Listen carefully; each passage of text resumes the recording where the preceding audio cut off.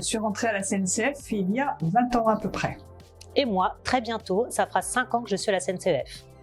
Et moi, je connais la SNCF depuis 8 ans, bénévole, et maintenant salarié depuis 4 mois.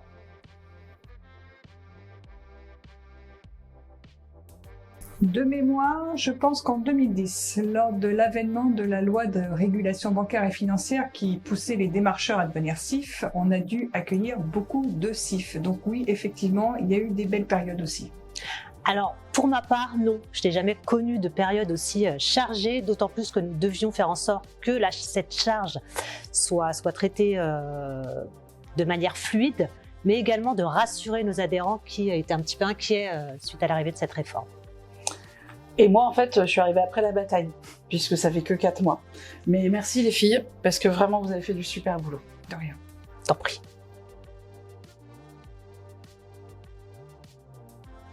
Nous avons 2 associations dans le groupe SNCF qui ont donc l'agrément ACPR, en plus de celles qui étaient déjà agréées par l'AMF.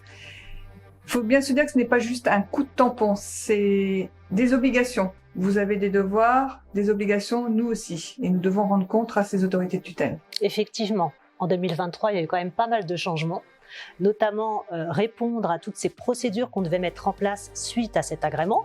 Et il y en avait quand même pas mal. Ce qui a entraîné également des évolutions informatiques, puisqu'il a fallu quand même répondre à toutes ces demandes. Et surtout, et ça va continuer en 2024, c'est faire connaissance avec nos adhérents. C'est une nouvelle population qui est assez vaste, donc c'était important pour nous de les connaître.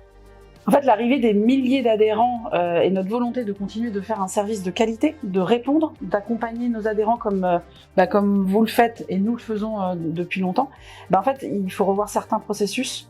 Et ces processus, ça met du temps. C'est comme toute structure professionnelle, c'est pas parce que nous sommes association que nous ne sommes pas une structure professionnelle.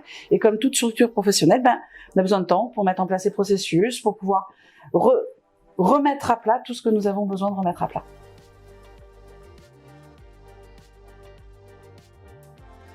Le principal changement et impact, je dirais que c'est la nécessité de recruter des salariés. Nous sommes passés de 3, et c'est pas si vieux, c'était en 2019, à 18 aujourd'hui. Donc tout ça a pour but de vous accompagner, d'accompagner nos adhérents, et ça reste notre ADN. Vous avez dû ressentir un peu de retard de réponse au niveau des délais et nous nous en excusons. Sachez que notre volonté, c'est vraiment de vous répondre et on fait notre maximum pour réduire ces délais.